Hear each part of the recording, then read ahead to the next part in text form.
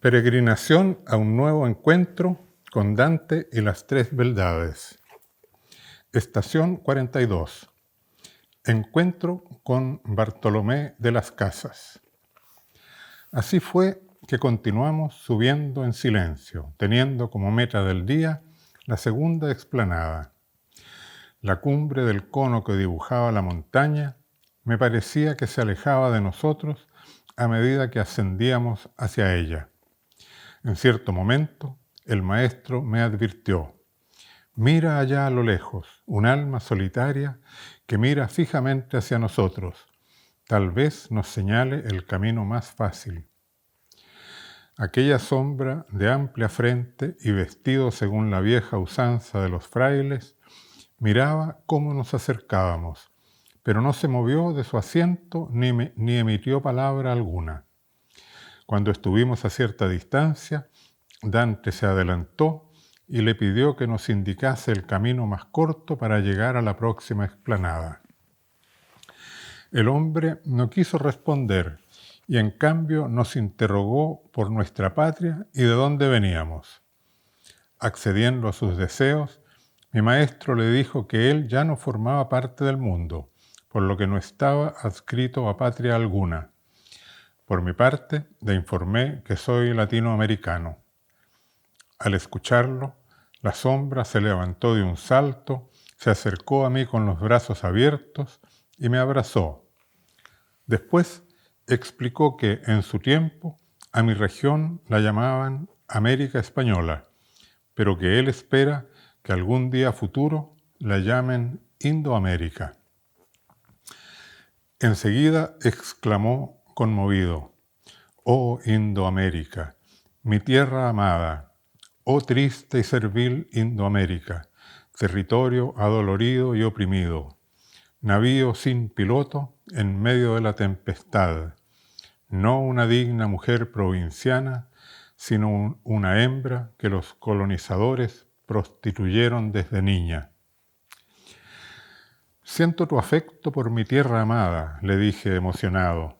«Sin embargo, por tu modo de vestir y tu semblante, puedo suponer que no eres originario de nuestra región, sino uno de tantos que, igual que mis padres, llegaron desde Europa, atraídos por la hermosura y la prodigalidad de nuestra región y por el deseo de aventura y de fortuna. Por el acento castellano de tu habla, has de ser original de España, sevillano tal vez». «Tienes razón en todo», me respondió el hombre. «Mi nombre es Bartolomé de las Casas. Tal vez has escuchado algo sobre mi persona». «El defensor de los indígenas», exclamé entusiasmado, «el protector universal de todos los indios, el primero en proclamar los derechos humanos y aplicarlos en defensa de los pueblos originarios de América Latina». «Por lo que sé», dijo el hombre en tono humilde, «el primero en defender a los indígenas fue Vasco de Quiroga, un obispo que en México destacó por el cuidado de las poblaciones originarias y que construyó escuelas para los indiecitos y un hospital para los enfermos. Lo llamaban cariñosamente el Tata Vasco. En cuanto a mí, no sé si merezco tantos reconocimientos como los que mencionas. Es verdad que denuncié las barbaridades que cometieron los conquistadores con los pueblos originarios de Indoamérica. Es verdad que defendí a esos pueblos y proclamé su dignidad y sus derechos ante las autoridades españolas, ante la Iglesia y ante los poderes locales. Es verdad que di batallas intelectuales, jurídicas y políticas que tuvieron algún resultado positivo, hasta conseguir el reconocimiento formal de los derechos humanos fundamentales de los indios. Me jugué mi fortuna y mi prestigio, renuncié a las prebendas, privilegios, cargos y honores que me ofrecieron con la intención de aplacar mis críticas. Pero pienso y siento que no hice todo lo posible para hacer frente a las humillaciones y las barbaries que vi y que palpé cometieron los conquistadores contra esos pueblos tan dignos e ingenuos. En ocasiones llegué a pensar, y todavía lo pienso cuando me siento en las tardes a recordar lo que fue mi vida, que debía haberme puesto a la cabeza de una justa rebelión de los indígenas, arriesgando mi vida si hubiese sido necesario.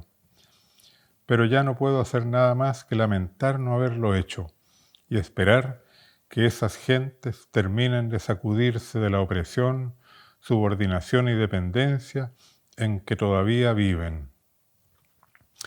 Esta confesión del padre Bartolomé de las Casas me conmovió profundamente y me hizo pensar que tal vez yo mismo algún día me lamente de no haberme jugado más por la autonomía de los trabajadores y de las comunidades en mi región. Debo pensar, ¿qué más hacer?, pensé interiormente. Entonces mi maestro, que en ocasiones parecía tener la facultad de leer mis pensamientos, me abrazó y me dijo con dulzura que no podíamos detenernos más y que era hora de continuar nuestro camino, porque el tiempo apremia, no en el mundo de las sombras, sino allá de donde vengo y a donde debo regresar. Nos despedimos de Bartolomé de las Casas, no sin antes haberse mi guía informado por él sobre el mejor camino a seguir para acceder a la tercera explanada. Es muy interesante lo que van a encontrar ahí, nos dijo el fraile cuando retomamos el ascenso. Eso despertó mi curiosidad y quise volver a preguntarle más detalles, pero el maestro me detuvo diciendo: todo a su tiempo, amigo. No siempre es conveniente anticipar con palabras la experiencia que se ha de vivir. Y a propósito, te escuché decir América Latina. ¿Es acaso una nueva conquista italiana?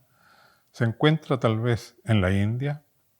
No, maestro. América Latina es el Nuevo Mundo, un continente que en tu tiempo, en Europa, se desconocía su existencia. Lo han llamado, el continente de la esperanza. Estación 43.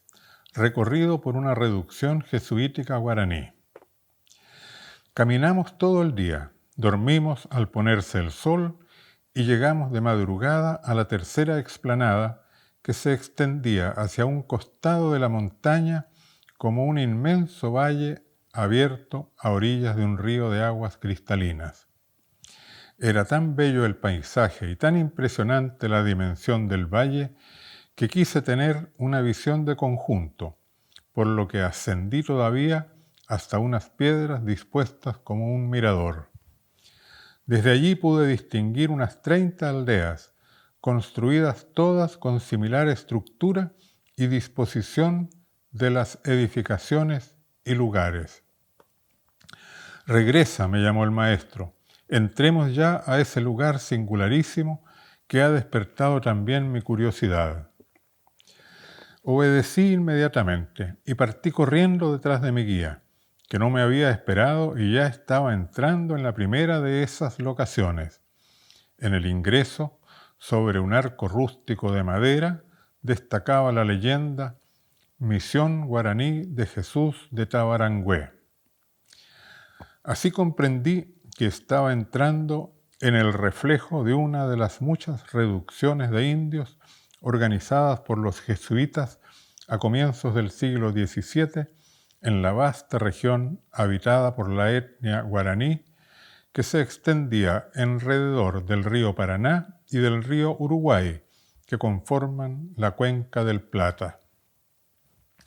Un territorio inmenso que después de la independencia y la formación de los estados nacionales fue fraccionado y delimitado en sucesivas guerras, formando actualmente parte de las repúblicas de Paraguay, Argentina y Brasil. Al centro del pueblo había una plaza grande. En su costado oriente destacaban una iglesia con su monasterio y diversas dependencias. Al sur de la plaza se encontraba el edificio del Cabildo y varias otras edificaciones. Y por los otros lados de la plaza había numerosas viviendas construidas rústicamente, distribuidas en hileras a lo largo de callecitas paralelas y perpendiculares donde vivían las familias indígenas. Pude apreciar el estilo llamado barroco guaraní, único barroco autóctono que se desarrolló en América. Nos dirigimos a la plaza. A la sombra de un gran árbol estaban sentados dos adultos mayores, un hombre y una mujer, ataviados a la manera indígena, con los torsos desnudos, pero pintados de vistosos colores. El hombre llevaba en la cabeza un sombrero de forma cónica, adornado de plumas y de dientes y garras de animales. La mujer, desde la cintura hasta las rodillas, vestía una sencilla túnica de algodón blanco. Sus brazos estaban adornados con brazaletes de fibras vegetales y de su cuello pendían collares de semillas y piedritas de colores.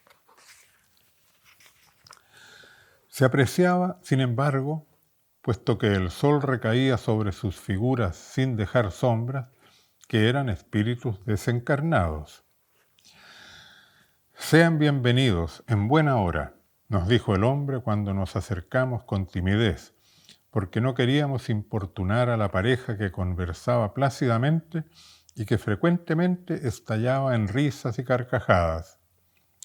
Al llegar frente a ellos, el hombre nos dijo: «Los vimos subir trabajosamente por la ladera de la montaña y vinimos a recibirlos para ofrecerles nuestra hospitalidad, como hacemos siempre con los extranjeros que no vienen con armas en las manos. Yo soy el Paracaitara, el que decide lo que debe hacer la comunidad. Fui elegido por mis hermanos caciques para presidir el cabildo del pueblo. Ella es mi bella esposa. Se desempeña como veedora de las mujeres que trabajan en alfarería, cestería y textiles. En nuestra comunidad todos debemos trabajar 6 horas diarias, excepto los días de fiesta, y nos rotamos anualmente en las actividades de servicio. Ahora díganos, ¿cómo es que llegaron hasta aquí?». Como era habitual, fue mi maestro quien respondió, un anciano de nombre Bartolomé, que encontramos mientras ascendíamos la montaña, nos indicó este camino y nos abrió la curiosidad de conocer lo que aquí encontraríamos. Siempre es así, el buen padre Las Casas, que nos aprecia mucho, nos recomienda ante los transeúntes y peregrinos que anhelan llegar hasta la cumbre de la montaña, donde dicen que se encuentra el paraíso terrenal.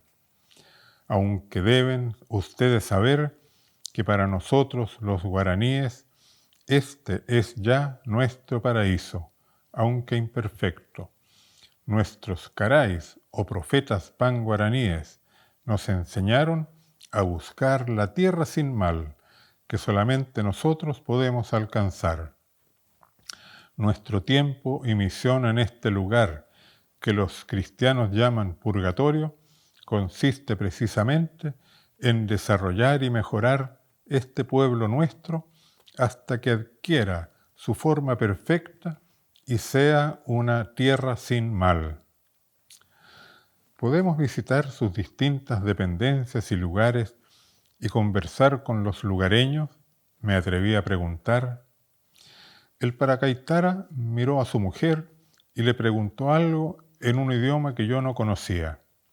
Dialogaron más de 5 minutos, se rieron varias veces y finalmente el hombre nos dijo: «Hemos decidido que mi mujer los acompañe por cualquier lugar que deseen conocer, pero no deben importunar a las personas con que se van a encontrar, pues están en horario de trabajo y no han de ser molestados. Ella podrá explicarles lo que quieran saber».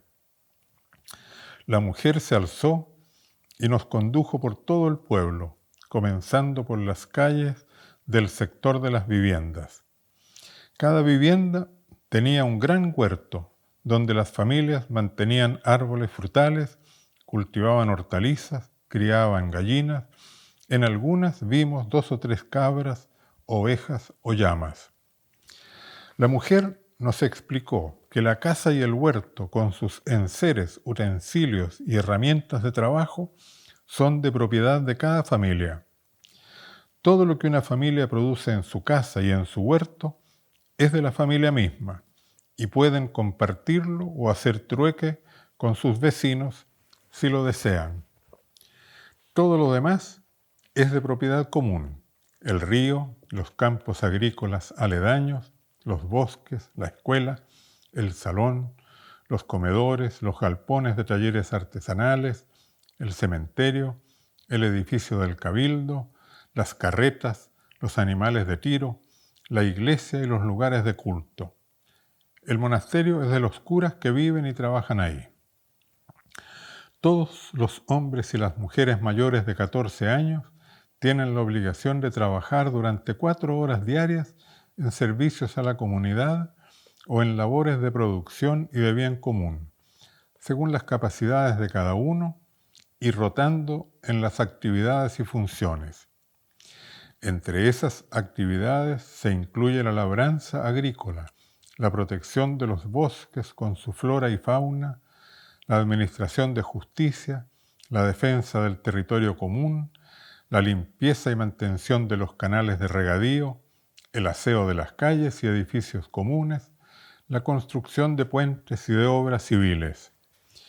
Como todos trabajan desde muchachos en las diferentes actividades, aprenden lo necesario para desempeñarse correctamente en las tareas que les corresponda. Los frutos del trabajo común son de propiedad de la comunidad que forma todo el pueblo, y sobre ellos decide el cabildo. Visitamos la escuela, donde los niños aprendían lectura, escritura, matemática, historia, tradiciones, idiomas, música, baile, pintura, moral y buenas costumbres. Los oficios los aprendían ayudando a los maestros en los talleres y colaborando en las tareas agrícolas y de construcción. Me sorprendió la alegría y el orden que reinaba en todas las salas y en los patios. La biblioteca estaba abierta día y noche, y todas las personas podían permanecer allí el tiempo que quisieran, con un máximo de 2 horas diarias. Me sorprendió que, no obstante ser grande y espaciosa y estar provista de abundantes libros, todos los puestos en las mesas de lectura y escritura estaban ocupados, manteniéndose una fila de personas esperando tranquilamente sus turnos. Recorrimos el templo, el monasterio y el cementerio, y admiré el silencio y recogimiento que mostraban los que oraban, reflexionaban, leían y paseaban por sus recintos sin restricciones, no solamente los curas, sino muchos hombres y mujeres que podían libremente entrar y quedarse allí en los horarios que no eran laborales. Cada 2 y 4 horas sonaban las campanas. La mujer nos explicó: las campanas nos indican los turnos en las tierras colectivas, donde todos debemos trabajar unos días a la semana. Con lo que allí se produce, se mantiene a las viudas, niños y necesitados, se aporta a los artesanos, se pagan los tributos reales y se almacena lo que es conveniente en previsión de plagas o escaseces. Después de haber recorrido todo el pueblo y recibido amplias informaciones sobre todas las cuestiones que se me ocurrió preguntar a la mujer, entramos a la plaza. En la mitad de la plaza, sentado en una banca a la sombra de un gran ceibal florido, se encontraba un hombre de mediana edad, cabello y barba negra bien cuidados. La mujer nos recomendó que fuéramos a hablar con él. Es un cura, un hombre ilustrado, nos dijo, que aquí todos respetamos por su gran capacidad como organizador, por los libros que escribió y por su sabiduría y bondad.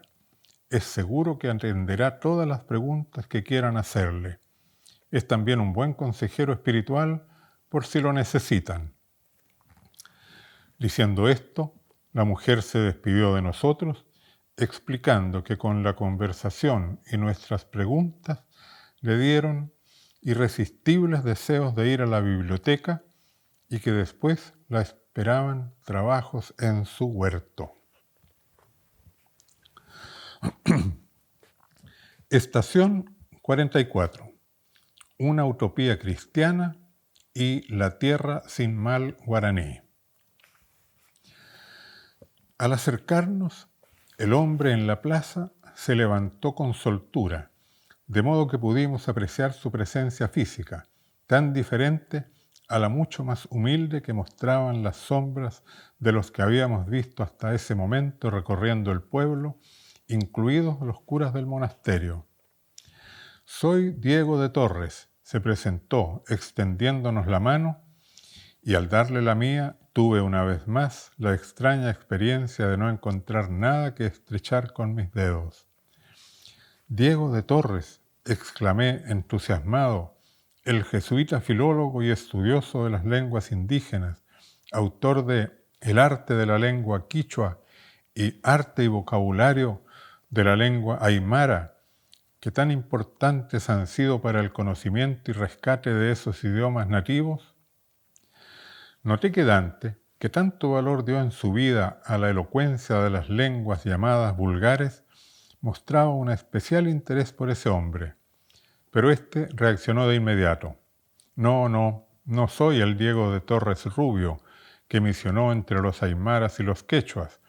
Soy Diego de Torres Bollo, que lo hice entre los guaraníes. Me disculpo por haberlo confundido. La señora que nos acompañó y nos mostró todo el pueblo nos recomendó que nos dirigiésemos a usted. Dice que nos puede ilustrar sobre este lugar y su historia. ¿Qué les ha parecido lo que han visto?, nos interrogó. Miré a mi maestro esperando que fuera él quien respondiera, pero Dante me indicó con un gesto que era yo quien debía hablar. Es todo muy interesante, afirmé.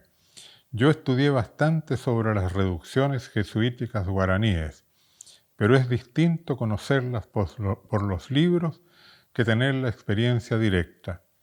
Son conocidas como los más grandes y notables experimentos de sociedades utópicas que han existido, y compruebo que tienen mucho de eso. No sabía de tal reconocimiento, dijo la sombra de Diego de Torres sonriendo. Y me alegra infinitamente escucharlo, pues en verdad mi intención al fundar estos pueblos fue crear aquí sociedades justas y buenas, aplicando principios y conocimientos que había leído en un librito de un tal Tomás Moro que llegó casualmente a mis manos y que se aproximaran lo más posible a los ideales que enseñan los evangelios, los hechos de los apóstoles y las epístolas de Pablo de Tarso.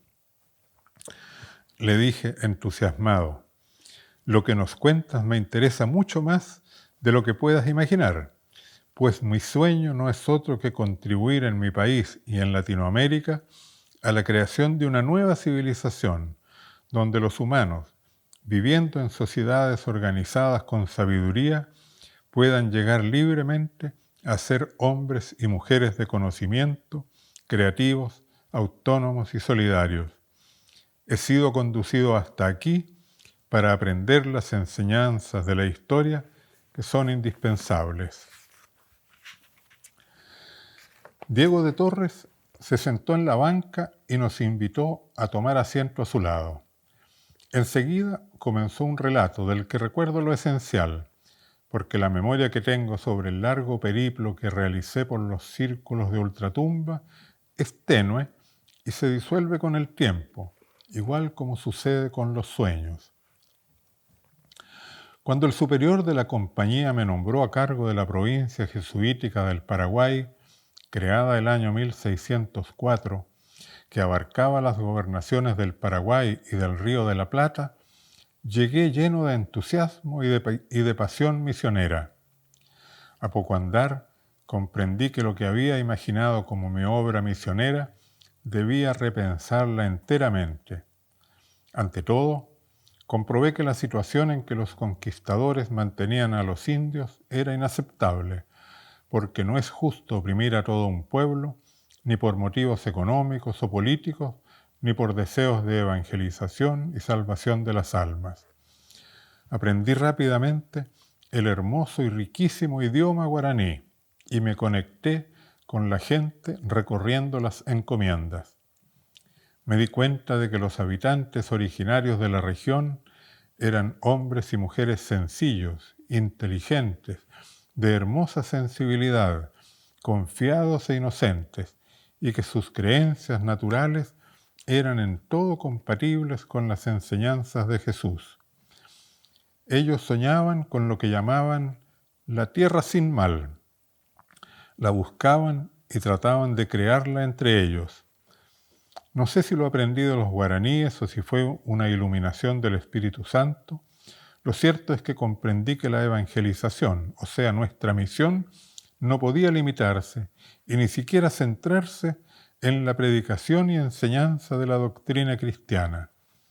La realización del mandato y del proyecto de Jesús consiste en anunciar y en realizar la buena nueva, esto es, la liberación de los cautivos y la llegada del reino de Dios, que es una comunidad de personas que viven en fraternidad y que buscan la verdad que nos hace libres.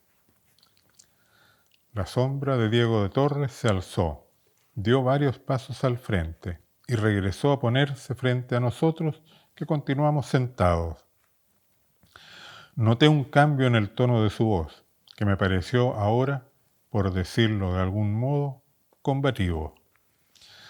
Tuve que denunciar lo que sucedía en las encomiendas indígenas, y poniendo en juego todo el poder que tenía por mi cargo y todas mis capacidades de persuasión, obtuve la autorización de las autoridades coloniales para crear las que yo llamé al comienzo misiones jesuíticas y que se conocieron después como reducciones jesuíticas guaraníes. Fundamos 30 pequeñas aldeas como esta, en cuyo reflejo nos encontramos ahora. Fue fácil atraer a los indígenas de la selva mediante la persuasión con la idea de crear la tierra sin mal, y aún más fácil convocar a los indígenas de las crueles encomiendas, pues era evidente que aquí se los trataba de un modo digno y humano. La difusión de nuestro proyecto motivó el recelo y la oposición del poder civil, pero resistimos, porque en las reducciones los guaraníes mantenían el poder mediante los cabildos formados por los caciques y presidido por el Paracaitara que ellos mismos elegían. Desarrollamos una cultura del trabajo con formas justas de organización y la educación la realizamos en lengua guaraní y respetando las ancestrales creencias del pueblo.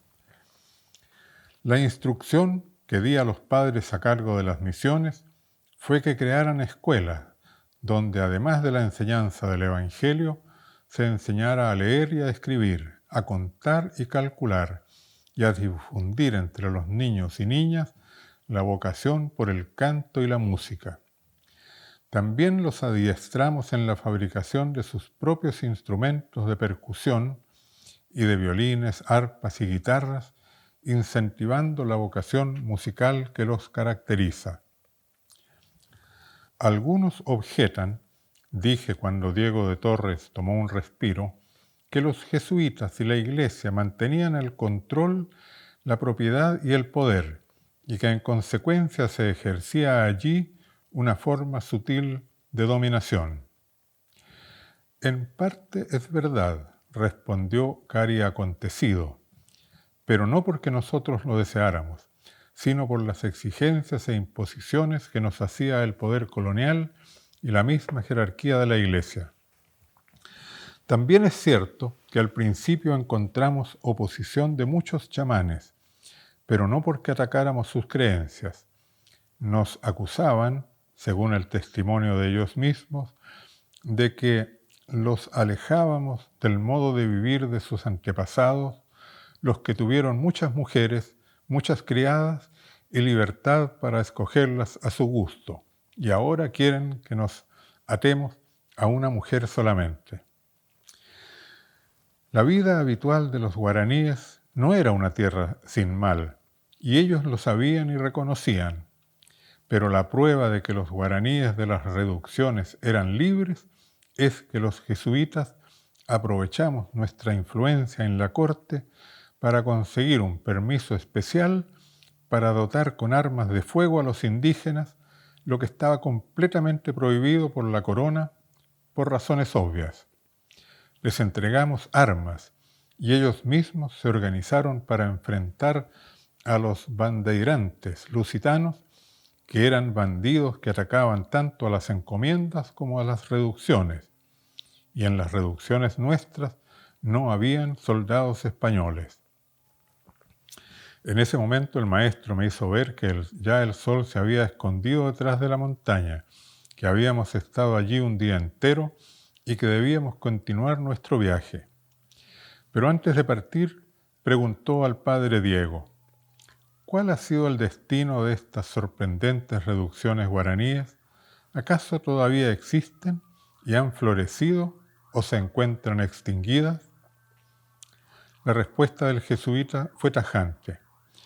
Cuando por orden de la monarquía absoluta los jesuitas fuimos expulsados de España y de América, las aldeas guaraníes continuaron, aunque debilitadas, porque no contaron más con la protección que les otorgaba el poder de la compañía.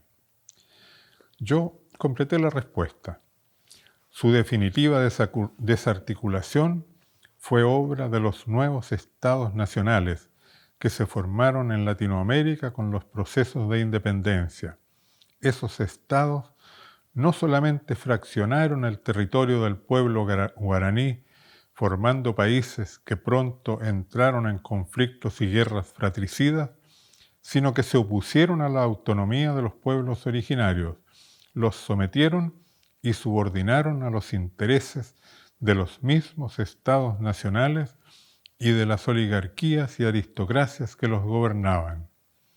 Después, el industrialismo y el capitalismo completaron la tarea destructora. Al decir esto, noté que el rostro de Diego de Torres se ensombreció y que sus ojos se opacaron de dolor. Respetando su silencio, no quisimos preguntarle nada más. Al despedirnos, le encargamos que saludara de parte nuestra al Paracaitara y a su esposa. Nosotros continuamos ascendiendo la montaña.